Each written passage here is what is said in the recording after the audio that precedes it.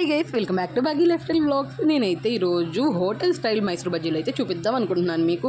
నాకైతే చాలా ఫేవరెట్ ఉన్న వాళ్ళు ఎవరు ఉంటారు చెప్పండి. అందుకనే వచ్చేసేయండి. ఫస్ట్ అయితే మజ్జిగ చేసుకున్నాను, మజ్జిగలోనే సాల్ట్ వేసుకున్నాం. పిండిలో కన్నా దాంట్లో వేసుకుంటే చాలా పర్ఫెక్ట్గా అయితే కలిసింది అనమాట. తర్వాత మనకు కావాల్సినంత మైదా పిండి తీసేసుకొని అంతే జీలకర్ర అల్లం పేస్ట్ వేసి మంచిగా మిక్స్ చేసేసుకోవాలి. మనకు కావాల్సిన మజ్జిగ చూసుకుంటూ పోసుకోవాలి. మనం చేసిన మజ్జిగ అయితే పట్టవు.